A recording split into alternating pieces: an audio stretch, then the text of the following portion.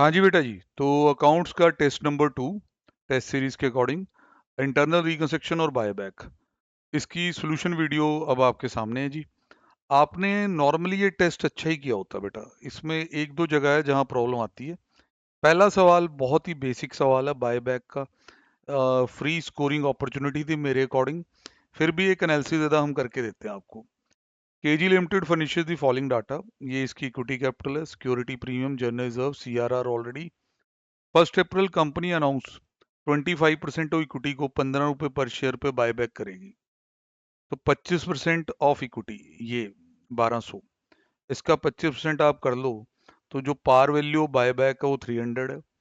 अब इतना आप सबको नॉलेज होती है कि इसके बराबर का या तो आपको सीआरआर बनाना पड़ेगा या आपको फ्रेश इशू लाना पड़ेगा।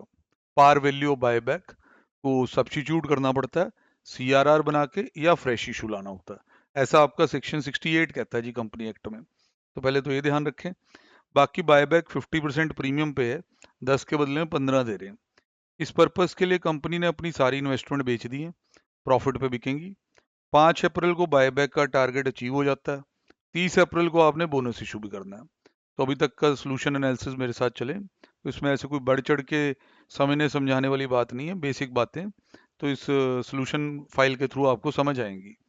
पहली एंट्री में जी अक्सर यहाँ सलाह दी जाती है कि लिक्विडिटी लाओ, इन्वेस्टमेंट बेची। फिर उसके बाद जी अगली एंट्री में ये इक्विटी कैपिटल डेबिट हुई है। इन्होंने 10 रुपए के हिसाब से कैपिटल यहाँ डेबिट की है। 10 के बजाय जो 15 देने हैं, मतलब 5 रुपए का प्रीमियम है, 50% प्रीमियम है, उसको सीधा सिक्योरिटी प्रीमियम के नाम पे डाइवर्ट कर दिया गया है, जिसकी जगह आप बायबैक प्रीमियम भी शब्द यूज कर सकते थे। फिर एक और एंट्री कर देते security premium to buyback premium, वो भी बिल्कुल सही था। पर आईसीआई अपने मॉड्यूल में काफी बार ऐसा ही करता है। तो स्टैंडर्ड स्टडी मटेरियल वाले ही सोल्यूशन है। अब बायबैक के लिए चीज ड्यू हो चुकी है। यहाँ जैसे हमने पढ़ा तो कोई भी फ्रेश इशू यहाँ नहीं है, तो ऑब्वियस हमें सीआरआर बनाना होगा। सर कितना सीआरआर बनाना होगा? सर इक्वेशन आपके सामने है। पूरे 300 का सीआरआर बनेगा, क्योंकि फ्रेश इशू की वैल्यू तो है नहीं। तो सीआरआर बनाने के लिए फ्री रिजर्व एडुकेट अवेलेबल है। जनरल रिजर्व को डेबिट किया गया, पी&एल को डेबिट किया गया, सीआरआर डाल दिया गया। नरेशन वगैरह आपको लिखनी चाहिए। अब आप क्या कर सकते हैं, इसके बाद ये इंस्टीट्यूट वाले आंसर होते हैं तो इसमें इधर उधर ना होना। इसके बाद अपने बायबैक की पेमेंट कर देना, कि पहले ड्यू हुआ है, कंप्लायंस कर देना सेक्शन की, बायबैक की पेमेंट कर देना। एडुकेट फंडिंग आपके अवेलेबल है, कैश एट बैंक पहले भी बहुत था और इन्वेस्टमेंट बेच के और आ गया। अब यहाँ ये कहते हैं कि 30 अप्रैल को 1 fully paid up share issue करो ऑफ 10 फॉर एवरी 4 हेल्ड। यहाँ थोड़ा ये ध्यान रखना कि पहले आपकी जो कैपिटल थी 1200 थी, उसमें से 300 का बायबैक होने के बाद 900 हो गया। डिवाइड बाय 10 कर लो तो आपका 90 लाख शेयर है। तो जो आप बायबैक के बाद बोनस कर रहे हो ये 90 लाख शेयर्स के अकॉर्डिंग होगा। 4 के बदले में 1 शेयर इशू करना। तो भाई इसके रिगार्डिंग भी यहाँ नोट्स वगैरह दिए गए होंगे। अगर नहीं भी दिए तो हम ये नॉर्मली भी समझ सकते हैं कि 4 के बदले में 1, 1 के बदले में 1/4 ऑफ 90 लाख। तो इतने शेयर इशू करने हैं, 10 रुपए के हिसाब से 225 लाख रुपए चाहिए होगा। सबसे बेस्ट सोर्स इसके लिए सीआरआर ही होती है। तो वहां से उठाया, एंट्री की सीआरआर टू बोनस शेयर, फिर bonus share to equity share capital. ये आपका एंट्री का प्रोसीजर कंप्लीट। काफ़ी टेस्ट इसमें मैंने चेक किए हुए हैं, पहले क्वेश्चन में प्रॉब्लम नहीं आती है। उसके बाद जी बैलेंस शीट बनानी है after buyback and issue bonus share. थोड़ी बारीक बातें आपको बता देते हैं।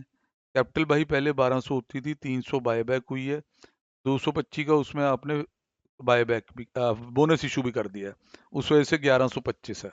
यहाँ आपको नोट देना चाहिए कि आउट ऑफ अब कितना भाई बायबैक हुआ और कितना बोनस इशू हुआ। कंपनी एक्ट शेड्यूल 3 ये कहता है कि अगले 5 साल तक बताओ। तो आप ये कह सकते हो कि भाई इतने शेयर बायबैक हुए हुए हैं ये वाले, और इतना आपने बोनस भी किया। बाकी जी जनरल रिजर्व आपका निपटा दिया गया है। सीआरआर में एंट्रियां आप चेक कर सकते हैं कि सीआरआर पहले भी था और भी बन रहा है, फिर यूज भी हो रहा है। सिक्योरिटी प्रीमियम में एंट्रियां चेक कर सकते हैं, पी&एल में चेक कर सकते हैं, ये सब आपने ठीक ही किया होता है। तो इस क्वेश्चन की डिस्कशन को इतना ही रखते हैं, आगे बढ़ते हैं। किसी को भाई कोई डाउट होगा वो डायरेक्टली पूछेगा, ज़्यादा अच्छा रहेगा।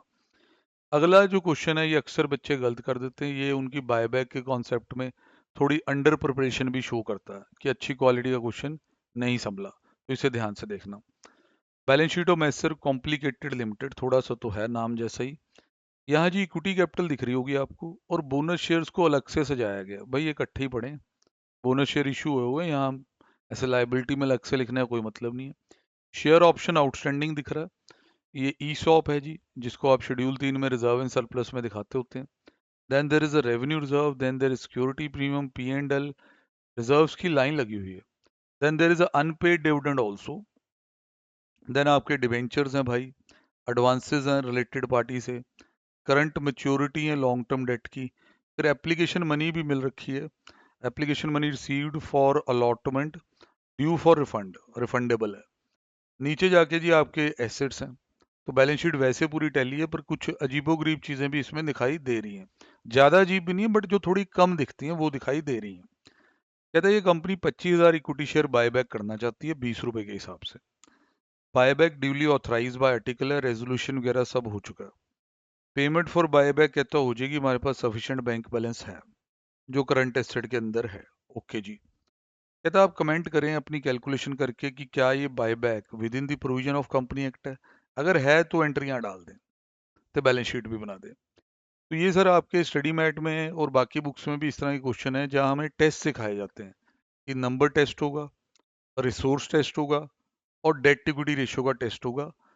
जो which ever is least numbering वहां से निकलेगी, उतना आप बायबैक कर पाओगे। तो बेटा इसमें मिस्टेक बहुत अर्ली लेवल पे शुरू हो जाती है, इवन कईयों का नंबर टेस्ट गलत लगा होता है, हम हैरान हो जाते हैं। ये देखिए जी, नंबर टेस्ट के वक्त 12,50,000 की कैपिटल प्लस बोनस शेयर आपको ऐड करने होंगे। आपके 13,50,000 एक तरह से शेयर कैपिटल है, डिवाइड बाई 10 करके इतने आपके शेयर हैं। 25% से ज़्यादा बायबैक नहीं कर सकते। तो नंबर टेस्ट के नंबर तब मिलेंगे अगर आप 33,750 मेरे को लिख के गए हैं तो। अब रिसोर्स टेस्ट, सर इसमें देखी जाएगी पेड अप कैपिटल जो कि 1350 है, प्लस होंगे इसमें free reserves. Free reserve sir एक बार मैं बैलेंस शीट एक पेज इधर रख लेता हूँ, यहाँ से समझाता हूँ। सर रेवेन्यू रिजर्व आपके सामने है, तो ये फ्री काउंट होगा। सिक्योरिटी प्रीमियम को बायबैक में फ्री ट्रीट करते हैं, जो स्टडी मटेरियल अच्छे से पढ़ा हो। पी एंड एल तो फ्री होता ही है। तो ये 3 रिजर्व मेरे फ्री हैं, capital reserve, revolution reserve, share options को मैं फ्री नहीं मान सकता। इन तीनों को जोड़ा गया, फिर भाई इसका 25% कर दिया गया।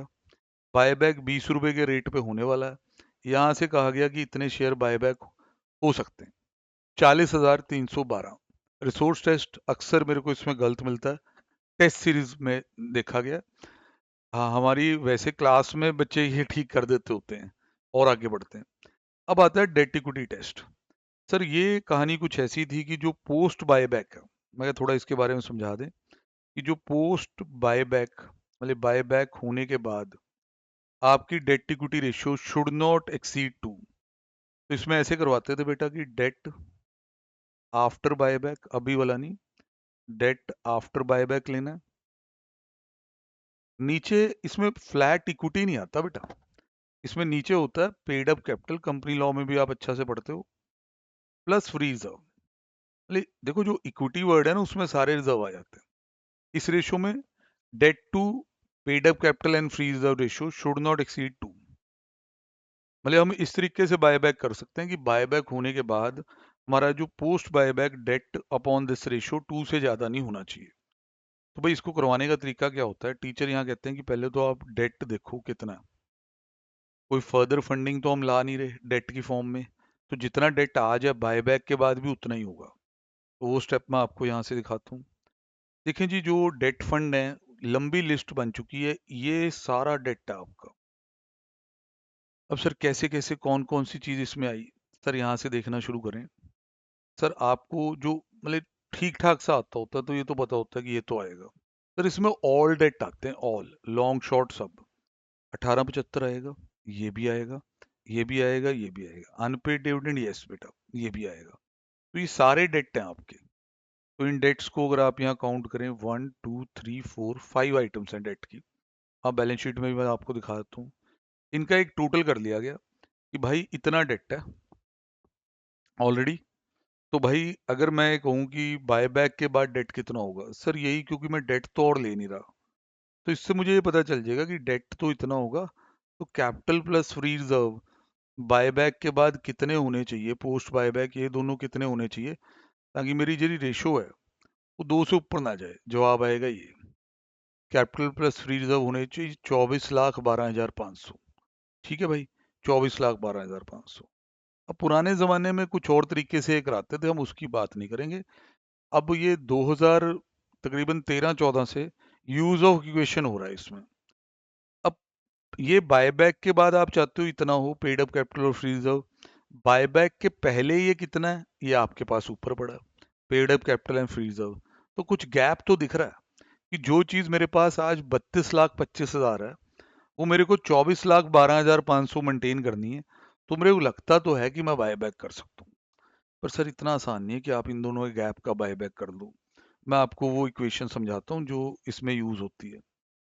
सर यहाँ पे हम ये कहते होते हैं कि भाई ये जो आपका 32 लाख, हाँ जी भाई एक मिनट, कहाँ चला गया था तू, यहाँ पे लिख लेते हैं, 32,25,000 है ये paid up capital and free reserve है बिफोर बायबैक। भाई एक बार दर्शन करा दो बच्चों को।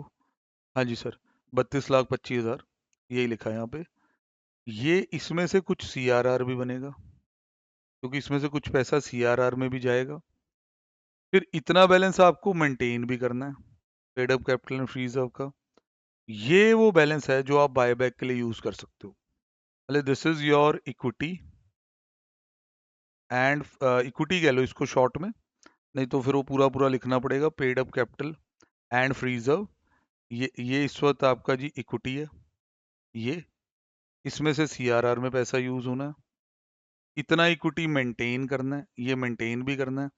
ये होता है अवेलेबल फॉर बायबैक, ये जो इक्वल टू के बाद आएगा।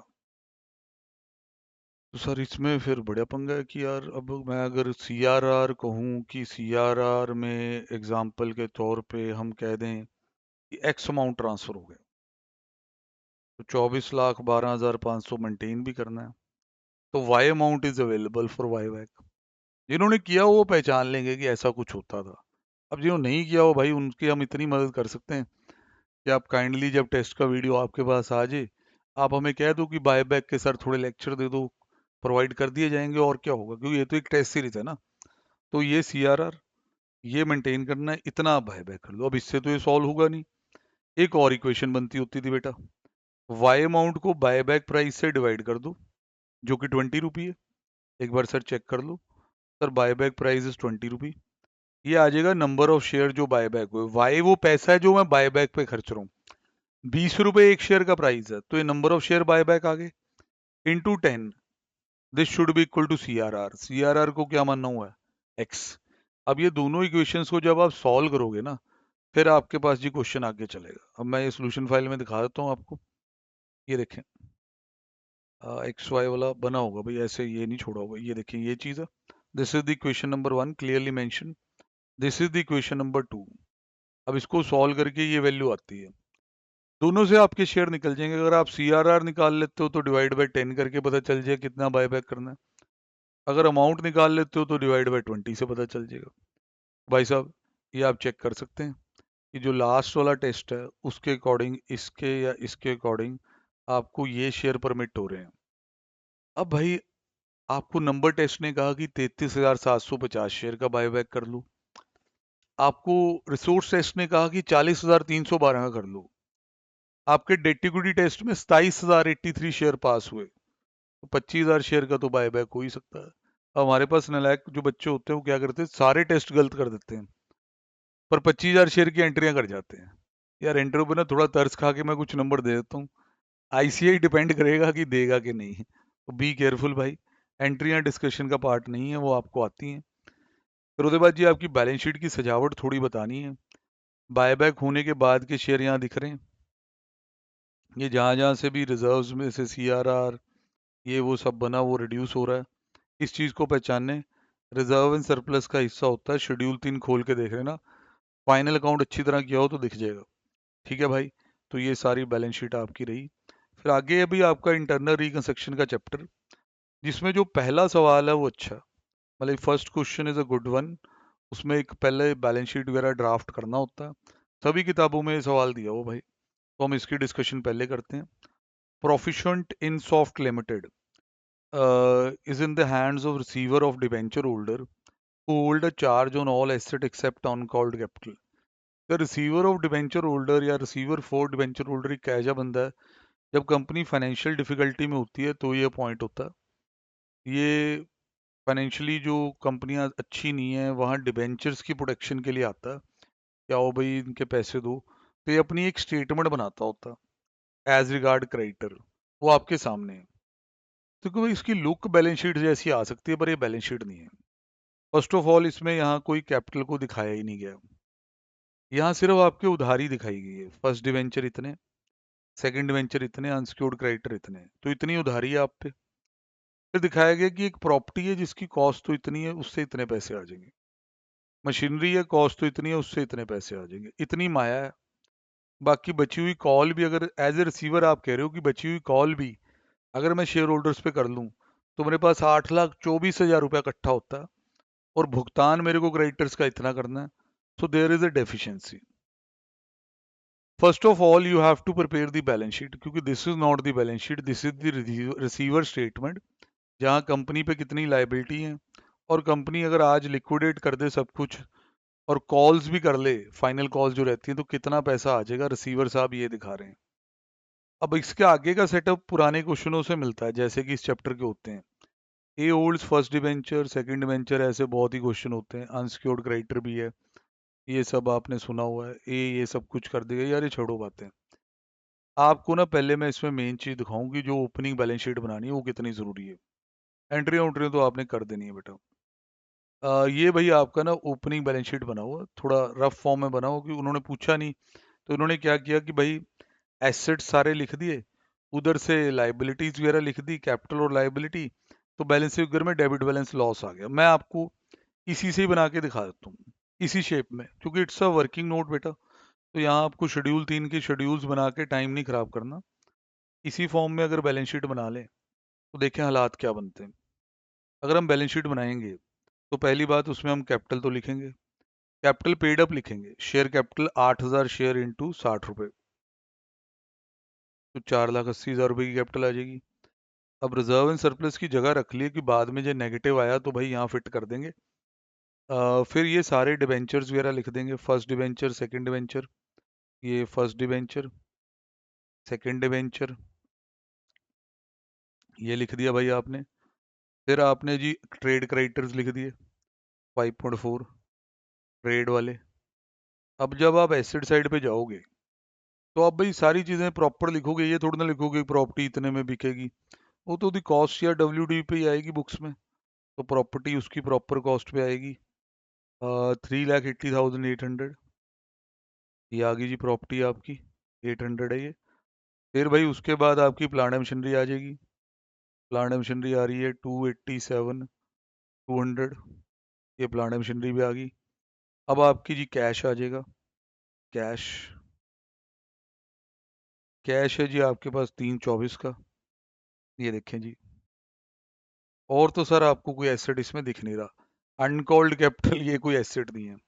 अब होगा क्या कि इसके एक प्राइमरी टोटल लगाते हैं हम, 3,80,800, 287,200, 324, यहाँ तक का टोटल बेटा मैं इधर साइड पे लिख के रख लिया, इतना टोटल है 9,92,000 सर। यस। अब मैं आपके इक्विटी एंड लाइबिलिटी का टोटल अगर देखूं, वो देखने में लग रहा है कि सर ये तो ज़्यादा है।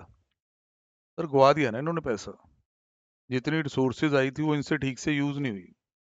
सर ये 21,60,000 का टोटल है। ऑब्वियस सी बात है, अब लिखोगे तो इतना ही है। जो लॉस है वो बैलेंस फिगर में आ जाएगा, इसमें से माइनस करोगे, इसको नेगेटिव लिख देना, this minus 992, this will be 1168 का P&L डेबिट। अब देखिए वहां आपको जो सोल्यूशन फाइल भी हम दे रहे हैं उसमें भी हमने किया हुआ है यार, और वो होता है कि जैसे ICI करता है कि लाइक भाई वैसे बच्चों को दिखाओ कि भाई एसेट माइनस लाइबिलिटी उसने किए, उसने कहा जी एसेट का टोटल इतना है, लाइबिलिटी और कैपिटल का ज़्यादा है, तो पैसा गवा दिया है। ये P&L डेबिट बैलेंस के संकेत है। तो पहला स्टेप ये था भाई। उसके बाद then it is a very ordinary question, but provided अगर आप बाई चांस इसी को ही P&L डेबिट लेके चलते हैं, कि कई लोग इस डेफिशिएंसी को P&L की डेफिशिएंसी कह लेते हैं, फिर नंबर की भी डेफिशिएंसी होगी भाई, P&L निकालना पड़ेगा बैलेंस शीट बना के। अब आओ जी गो थ्रू हो जो, ये इतने इतना first debenture, second debenture, trade payable भी है, ये कहता है जी इतने मैं कैंसिल कर देता हूँ, 36,000 मैं कैश में देता हूँ, and to take first debenture of this much in the satisfaction of all his claim. तो कैसे करते थे, पहले तो ए का जो भी है वो ए अकाउंट में डाल दो, जितना वो कैंसिल करने के लिए माने वो कैपिटल रिडक्शन में डाल दो, फिर जितने वो देने के लिए माने तो बैंक टू ए ये 36,000 की एंट्री डाल देना भाई, समझ लेना जरा। उसके बाद जी ये देख लो ए बेसिकली कितना ले रहा है, और बाकी उसमें जो हिसाब किताब है वो 6-12 की कह रहा है जी, डिवेंचर्स दे दो मेरे को। लो मैं आपको यहाँ से गिनवा दूं यार, 828 उसने आपसे लेना था, 828 में से भाई उसने 252 कैंसिल कर दिया अपनी मर्जी से, फिर मेरे को 36,000 रुपये और दिया, कहता अब मेरे को 6-12 के बदले में फर्स्ट डिवेंचर दे दे। ये हमने दे दिया भाई, 6-12 के बदले में फर्स्ट डिवेंचर। फिर बी आ गया, अब बी की एंट्रियां, अब बी टू बैंक, अच्छा थोड़ा पढ़ लें तो अच्छा रहेगा शायद, सर बी का पढ़ दो ना बच्चों को, आया उन्हें पता नहीं चलना। बी कहता है 1,08,000 दे दो बस, बाकी बात खत्म है। तो आप ये देखो जी, बी अकाउंट में पहले तो पूरा पैसा गया, ये गया जी 432, 1,08,000 दे दिया, बाकी सब खत्म है। और सुनते हैं, कहते हैं in full settlement of 60% of claim unsecured creditor जो ए और बी वाले हैं के अलावा हैं, agree to accept 3 share of 25 fully paid up against their claim of ₹100. Balance of 40% is to be postponed and payable at the end of 3 year. ये अच्छा point है सर। आप ऊपर अनसिक्योर्ड क्रेडिटर देखने का कष्ट करें, 5,40,000, इसमें से 5,40,000 में से 1,08,000 तो ए के थे, उसका हिसाब हो गया, 72,000 बिलोंग्स टू बी, उदा भी हिसाब हो गया, तो 1,80,000 इसमें से जा चुका। अब बचे हैं 3,60,000 रुपए के अनसिक्योर्ड क्रेडिटर। ठीक है जी, ये क्या कह रहे हैं पहले सुन लो इनकी बात।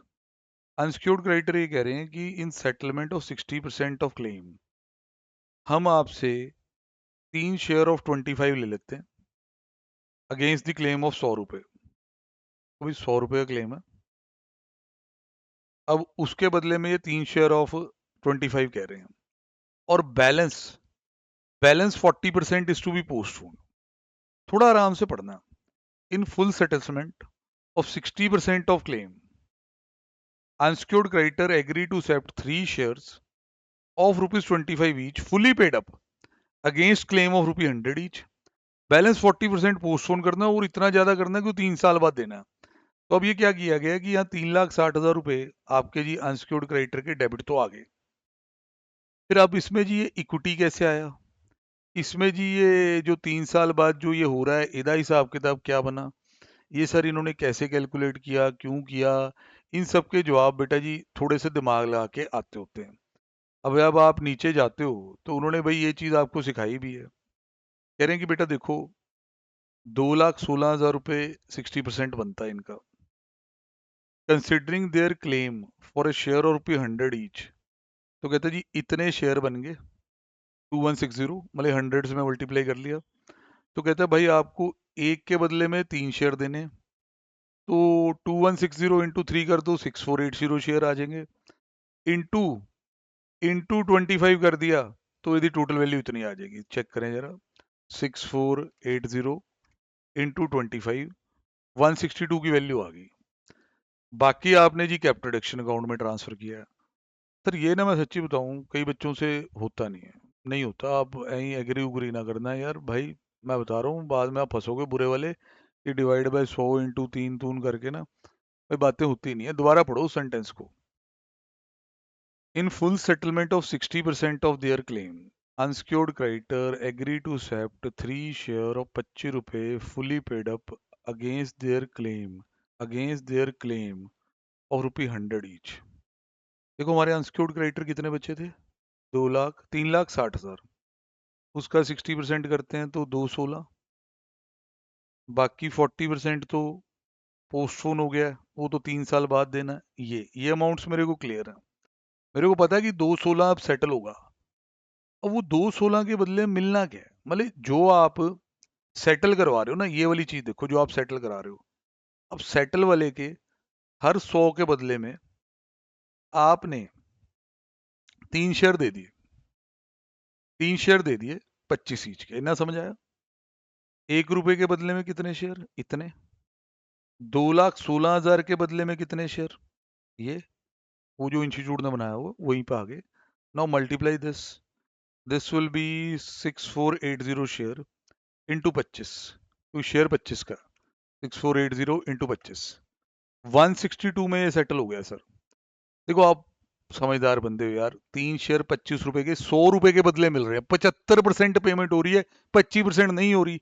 चाहे इसका ही 75% कर दे बेटा तो भी आ जाएगा। तो भाई ये ध्यान रखना, 216 की 216 नहीं मिले, उसका 75% ही मिला, बाकी कैपिटल रिडक्शन में गया।